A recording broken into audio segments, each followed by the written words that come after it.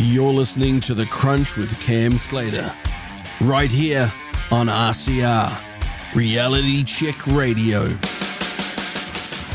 MASAKO GANAHA is a brave independent journalist from Japan who is driven by a desire to wake up the Japanese public to the dangers of globalism and the designs of organizations like the WEF. I'm very privileged to welcome her to The Crunch. Thank you very much for having me. Now, you've got a bit of a reputation around the world and have become a viral sensation, and also because of your fierce independence in your reporting.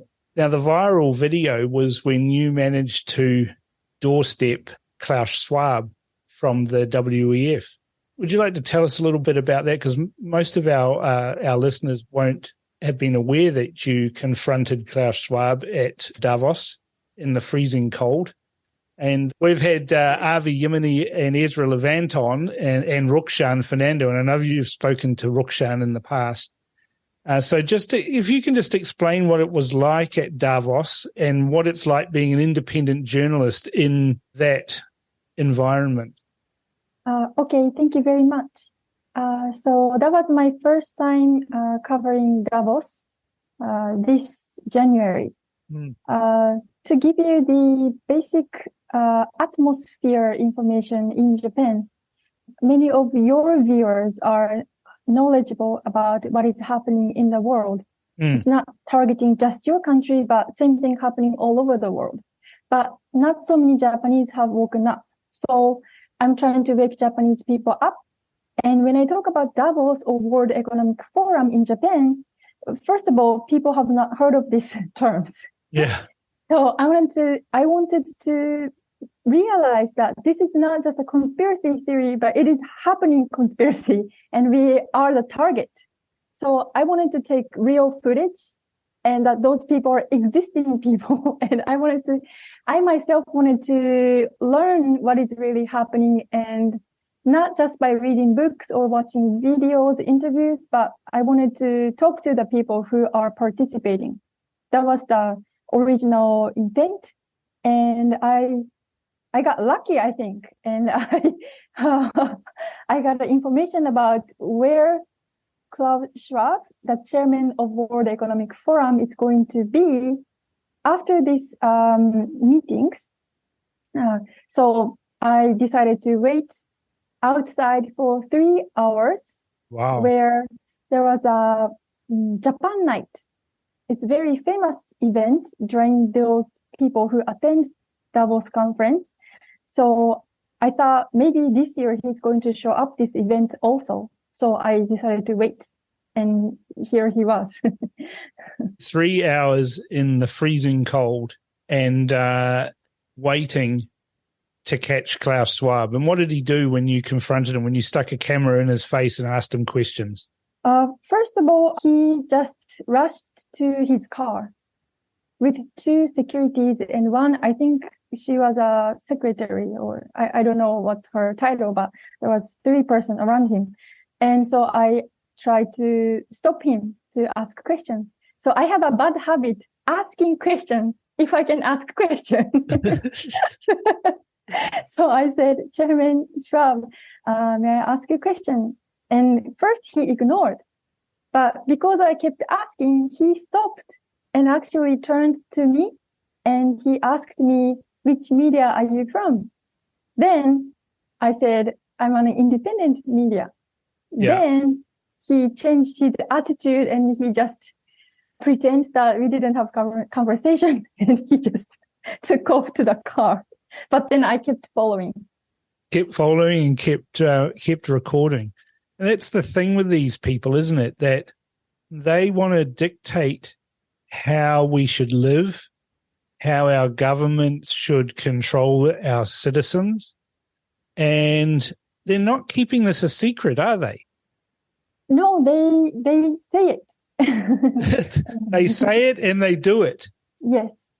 And you look at, and so you're trying to, this must be very difficult for you from within Japan, where the vast majority of people in Japan are compliant with government orders and government regulation and business rules and those sorts of things. And you are becoming a very loud voice saying to people, open your eyes, take your fingers out of your ears and start listening to what these people are saying and doing. Yes, we have sort of like a culture. We call it wa. It's, if you write it in English, it's W-A, wa. It Wa. Yep. Harmony. So if you were to observe Japanese people's behavior, a common factor is we are to maintain this harmony, wa.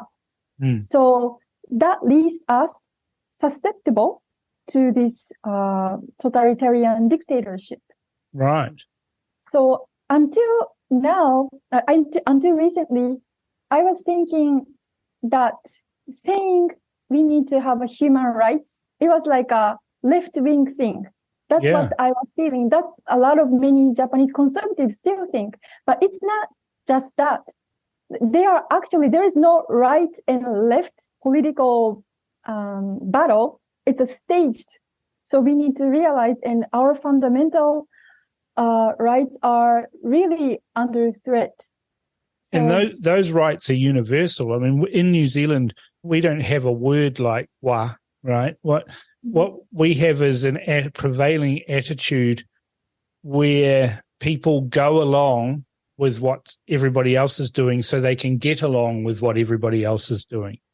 And again, it made us very susceptible to totalitarianism, where we had the harshest lockdowns, where we had a government that gloated and laughed. Prime Minister Jacinda Ardern said when she introduced vaccine passports and separated society between those who were vaccinated and those who were not, and she was challenged by a journalist and asked, aren't you creating a two classes of society? And she said, yep, that's exactly what it is. Yep. And she grinned and smiled, and she didn't even realize at the time, I don't think, what she was saying, but she was a socialist. She's a hardcore socialist, was advocating for the creation of two classes of citizens. Have you got a similar kind of behavior like that happening in Japan as well, that you're seeking to expose people to? I wanted to make it clear if I understand your question. So you're asking if there is any politician like you, in your country, that there are people who are making classes? Yes. They don't do it in an obvious way that happened in your country yet, but they don't say it, but they're doing it in Japan, I think. Those people who attend Davos, for example, Taro Kono, he's one of a minister. He's now a minister for digital. He says one thing, but he doesn't follow it. He just enforces us, and he does not take accountability. For instance, before being minister for digital, he was in charge of vaccine distribution in Japan. Right, yeah. And he was like, all the people who are saying the vax is very dangerous, they are the conspiracy theorists and they are the demagogue. But after we discovered in Japan that many people are hurt and many people have lost their lives, he just kept mouth shut. And what he mentioned after being a minister of digital, he said, it's not my job anymore, so I'm not going to talk about it. That's what he said. So he's doing it and he's saying it, but he doesn't take accountability. And the media in Japan is letting this happen. Because of their silence. Yes, plus they are part of this ecosystem in the world to make us cattles. Yeah, so you've got a very difficult job in Japan as an independent journalist. You're being challenged not only by the politicians who don't want to be held to account, but also by the media who have become the mouthpieces of the politicians, and then by the citizens of Japan who are used to doing what they're told, despite the evidence in front of them that's obvious, like the vaccine injuries, the deaths that are occurring, all of those sorts of things. And I find it ironic too, in that, there was a treatment that was available called ivermectin, which was discovered by a Japanese scientist. And yet even in Japan, ivermectin wasn't available as a treatment. Many people have imported by themselves, including myself. and I did the same. Our government banned ivermectin for 2 years in New Zealand, and you couldn't get it unless you did what you did and what I did, and we brought it in ourselves. And I think it's a crime that's been committed against, the people of both of our countries by the politicians doing this, but it's only brave people like yourself that are drawing attention to it. And you must feel lonely at times doing what you're doing.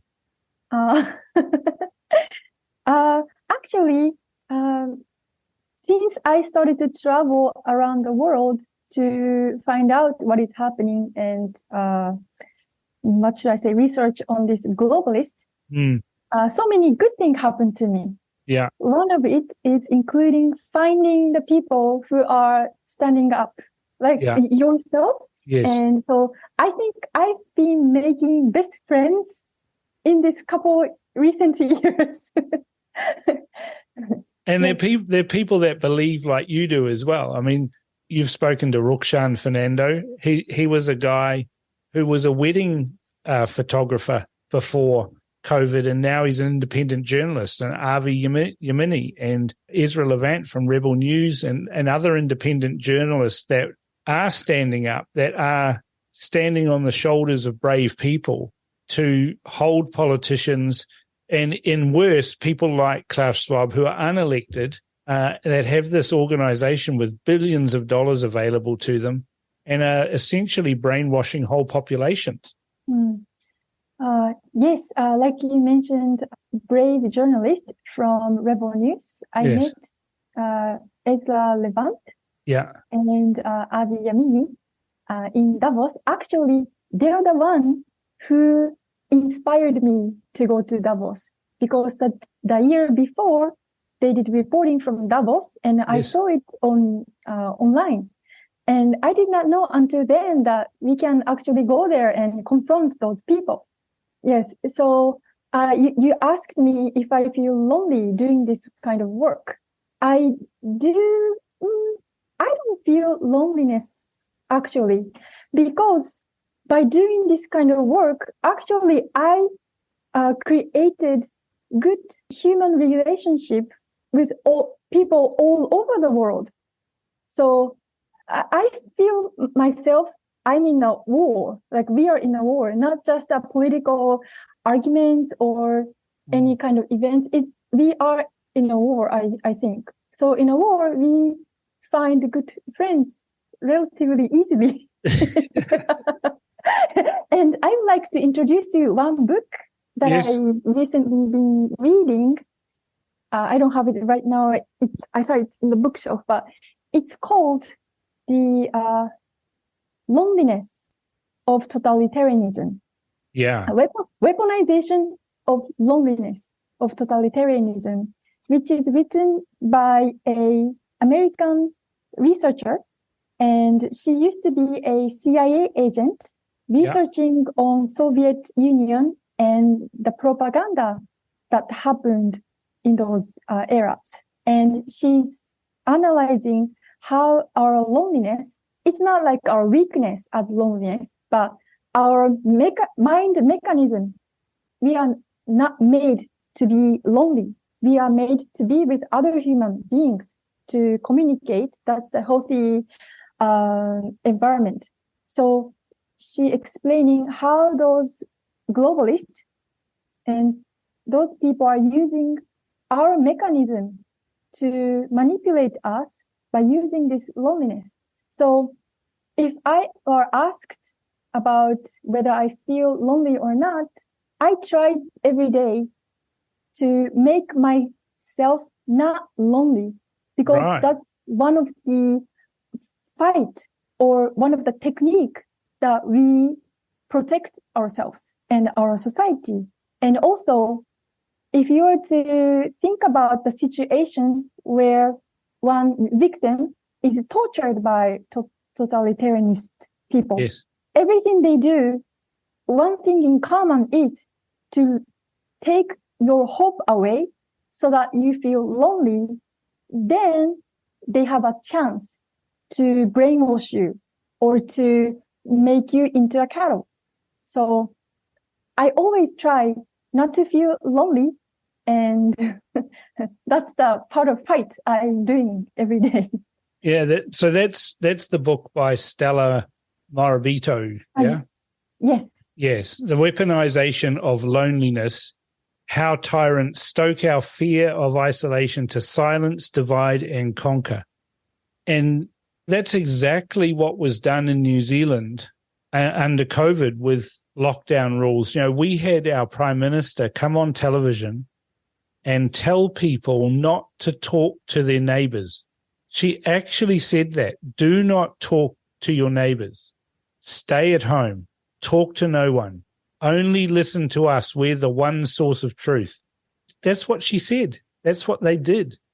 And this author, you're saying, from the CIA says this is a strategy, this is a tactic, and they do that to control us. So what you're saying then to people that are listening or people who are watching your channels or looking at your journalism is be brave, stand up, and don't be silent. Mm-hmm. Yes. And in doing so, you will no longer be lonely because you'll be surrounded with other people who think the same way. Yes, if we do not resist in a way, we actively seek for our ally or friends, then you will be automatically be isolated. That is how our society is structured now. And I am now kind of like protecting my country, Japan, from Japanese government. Yeah. This awareness came to my mind when I experienced a isolation process when I flew back from other country back to Japan. As soon as I arrived to the airport, they tested as if we are all dangerous people. And then if you get negative, which the test itself is not reliable, but it's like we are in a waiting room as if we feel like, are we guilty or not? Like you are guilty until proven innocent, that mentality. And when I got a negative test result, I was happy, but I felt like, oh, they are playing my mind. Yeah. And it doesn't matter if you get negative or positive. If you flew out of the country, you are to stay in a designated hotel by the government for certain days. And I was at a very famous luxurious hotel that they provided me. But then I experienced, I realized, until then I thought Japan is better than other countries. Like we don't do lockdowns and our government are not crazy as others. But then I realized they're taking this procedure to make us isolated as exactly described in the book that I have read. Then I realized, oh, my government, Japanese government, is also became the part of this big globalist machinery to control us. So that was a turning point for me to become even more concerned. And you've kept up doing that because you're now standing up against the government. You're also going and exposing these globalists and their methods of control and their designs, because there's warnings out there about what they are up to. If you look at places like Sri Lanka, and the WEF provided an economic plan for Sri Lanka, which collapsed the economy. And now the Sri Lankan people are revolting against that, and the government's not knowing what to do about it. We'll never see that happen in Japan, though, will we? At this point, I think anything can happen because that's how much they are capable of. Like, they are so deep into our society in many ways. So I think we have to be ready for anything.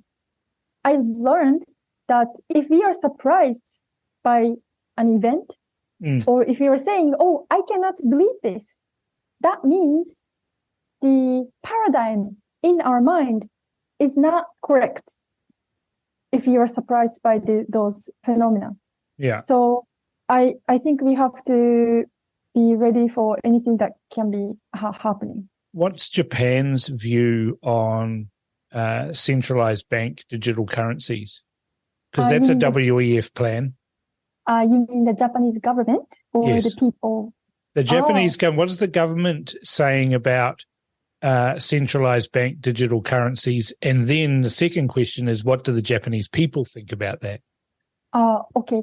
So I'm not closely following into the details, but basically it's sad to say, but Japanese government is, in a way, we are not independent country.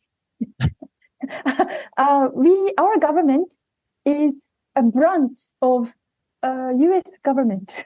Right. So we cannot oppose anything that they do or they impose.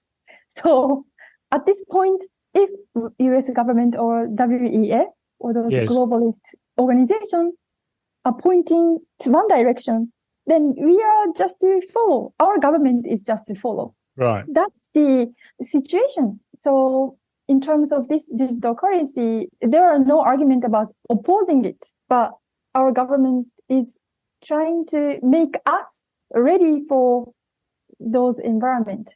They're disguising as, oh, we need to create systems so that we can prevent fraud or international money laundering. Yeah. So I've been getting a lot of, not myself, but a lot of the banks are now requiring all the paperwork, and we call it my number. It's a number that given from the government to each citizen in Japan. Yeah. So the personal ID number was created and the number is now connected to the bank. But at this point, it's voluntary. So I'm not giving my number, but I'm sure they are going to create environment so that we have to give it in order to live in a society. So that's what I'm trying to warn people, but it's going forward one by one. Yeah, that's what they do, isn't it? It's little tiny steps towards totalitarianism that the vast majority of people won't or don't notice until they finally wake up and it's too late. Yes. And about LGBT ideology, that was one huge, crisis that happened recently in Japan. And I think that was occasion many Japanese people woke up, but kind of like it was too late because the law has been passed already. Yeah. And in Japan now, there's a law. It's about understanding LGBT people. Right.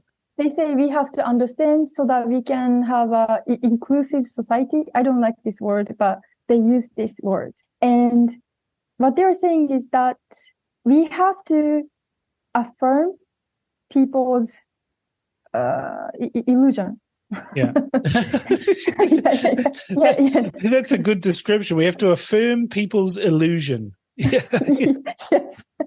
And because they put this in legislation, now our tax is going to be used to indoctrinate our children in school system. And now if you come to Japan, you see a lot of rainbow sign on bathrooms. And where I live, it's near Tokyo. This place called Saitama Prefecture. The governor have signed a law. Its goal is to put education curriculum in schools. 100%. So they're going to do this in all the schools in this prefecture. And so that kind of things have happening. And what I was going to say is that what I mean by we are not independent is the ambassador, American ambassador to Japan, was advocating strongly that Japan should pass this law. And he invited a lot of the politicians to the embassy.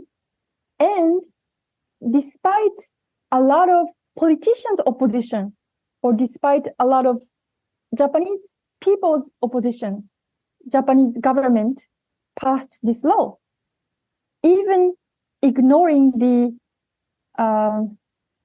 what should I call, the vote?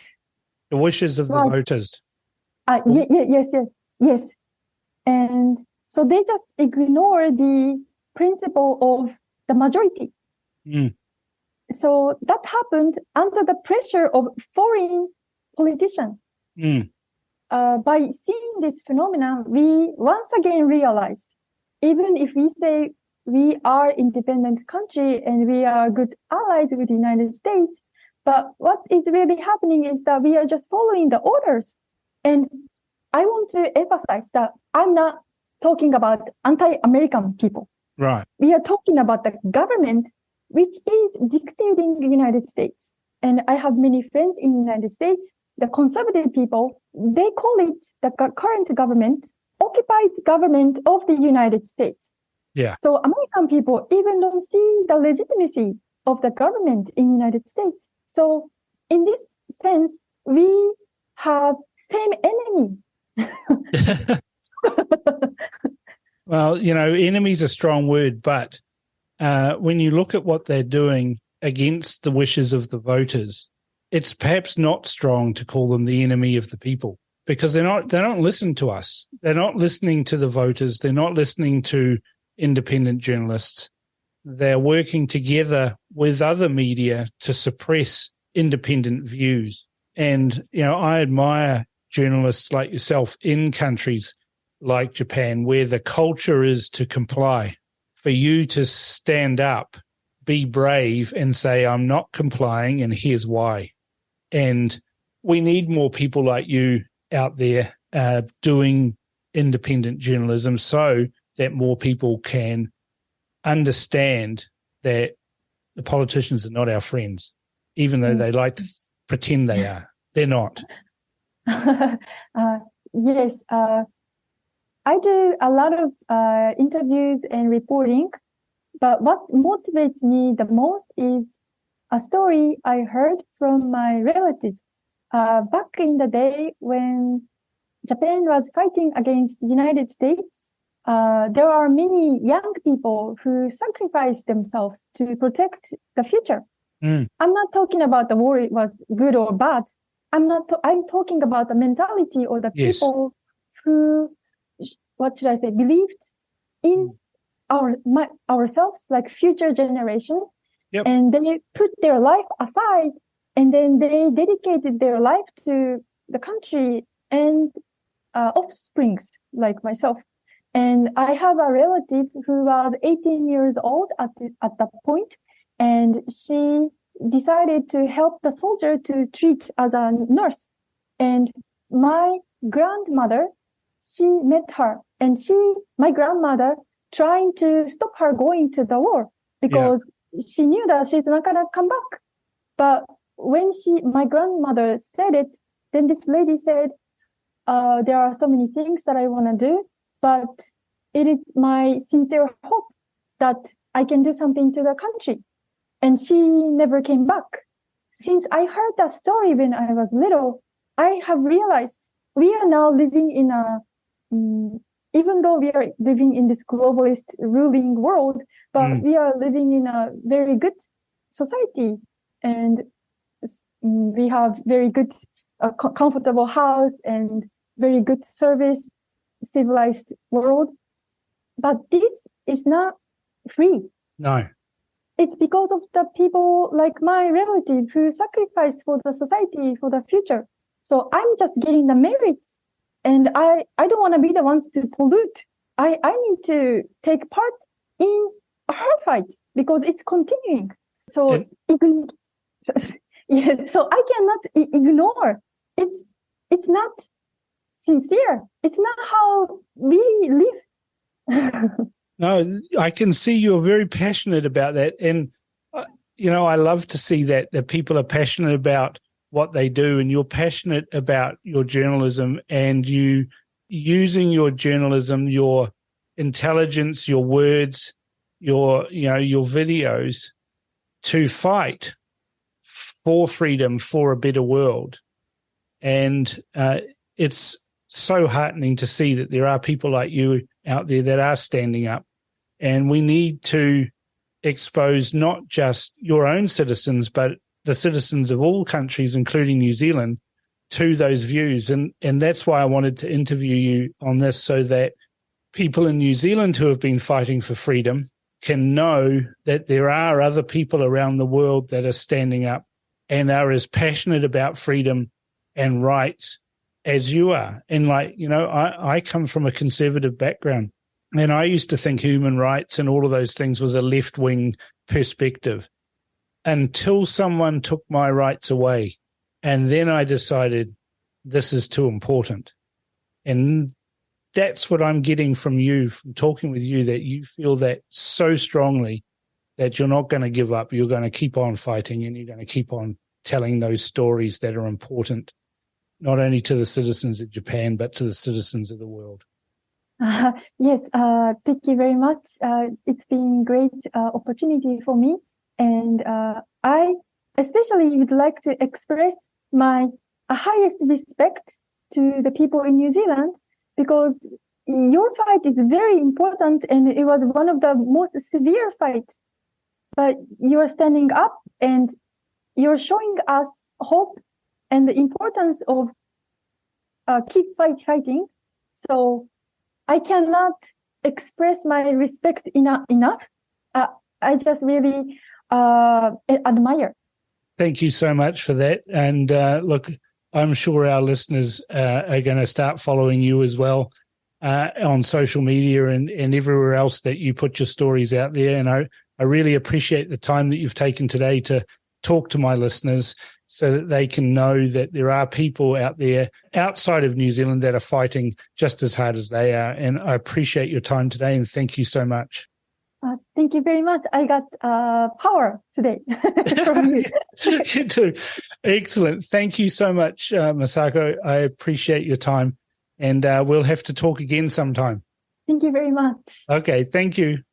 What a brave and inspiring story. Masako Ganaha is certainly someone well worth following. Add her to those you follow to show your support for brave, independent journalists, so that they know they are not alone.